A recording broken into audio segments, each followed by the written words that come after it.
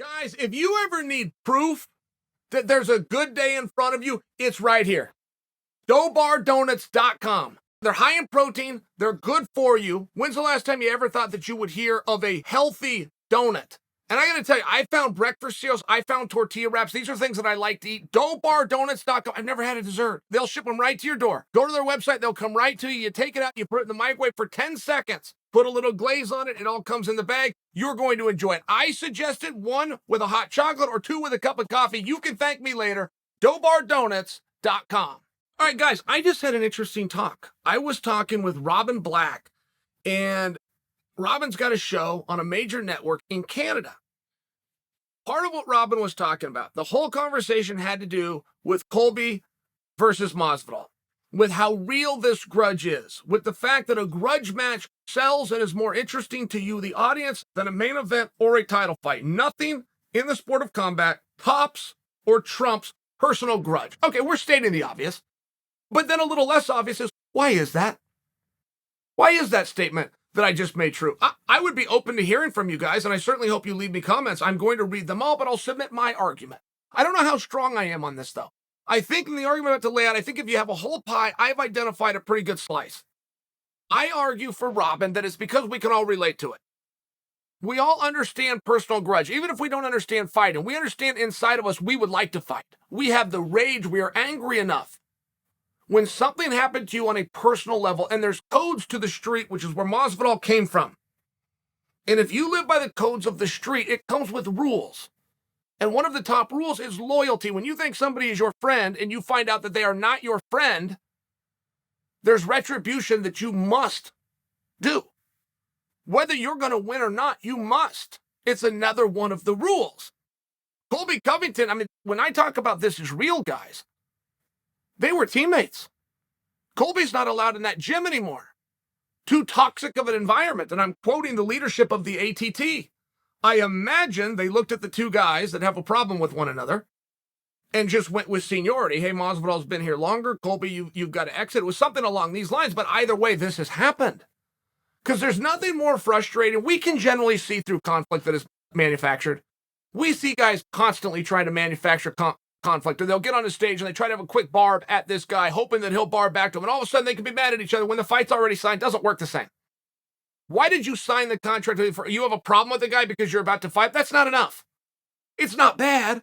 We'll take that over not getting anything, but it's very important. Did that grudge in this beef precede the signing of the bout agreement? Okay. So I just think that we can relate. I just think that we understand it. I think there's a reason that some of that has always sold and always drawn.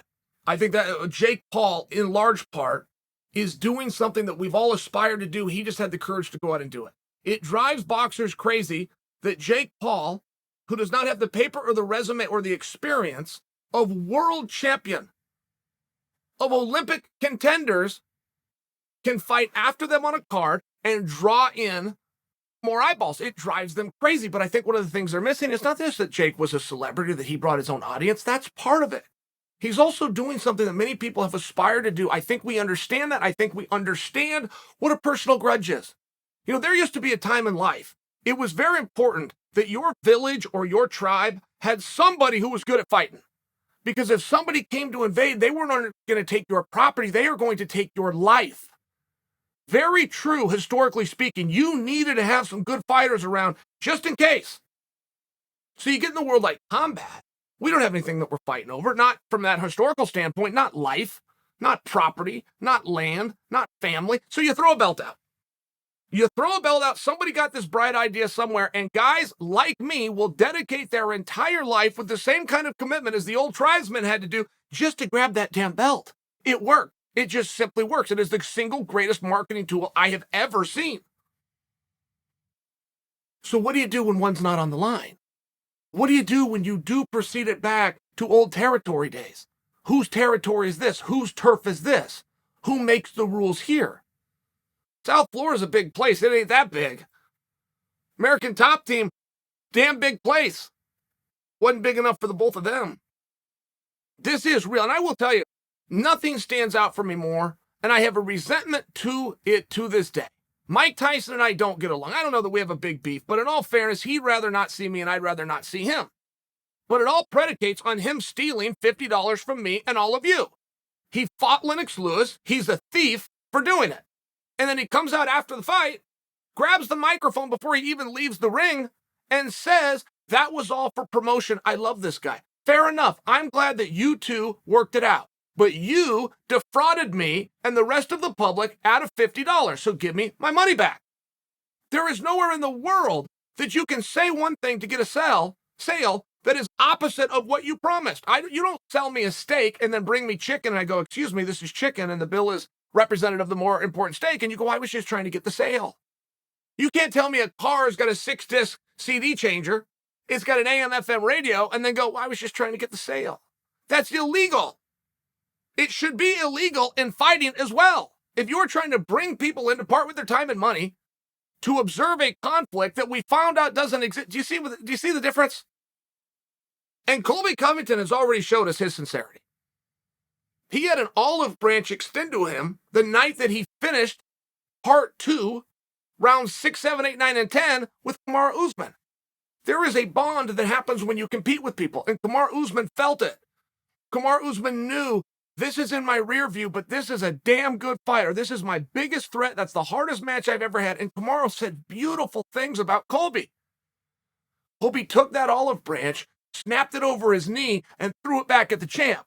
Said, I will see you for part 3 when this continues. So we just know there's a sincerity, right? It doesn't get more real than that.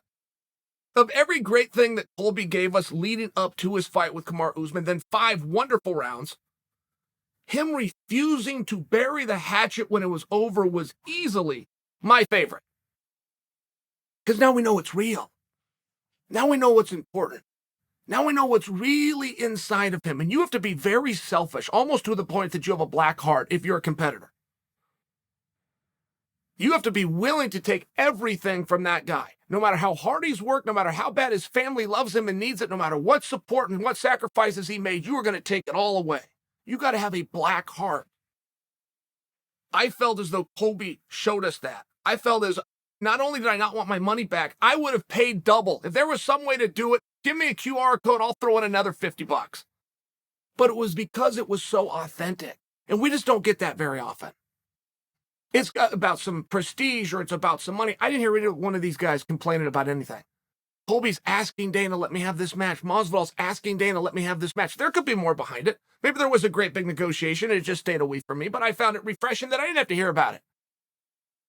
The hell do I want to watch 2 guys fight for if one of them doesn't want to fight? There's some things that make special matches, for sure. Personal grudge, top of the list.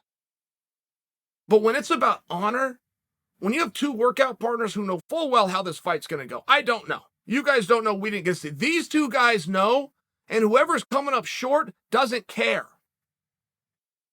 Go ahead and get your hand raised. I'm going to break your nose before you do it. That means something. I mean, that does mean something. When something's important to a guy, people want to talk about, I'm not promoted enough. You're not promoted enough. What the hell does that word mean to you? Because I'll tell you what it means to the rest of the world is your story. Your story being told. Big fights have a better story. Fights that people want to see that are monster fights. The audience has been told the story and they like that story more than other ones. Real simple. It's no different than a movie. It's not about who the best thespian or the best actor is, not in terms of who's bringing in the biggest box office, who's going to have people talking about it, who's going to go home and buy that, put it in their collection, who's going to rent and watch it again year after year. The best story wins. This is a story, and in this case, you got fiction and nonfiction. This is as true and real as stories get.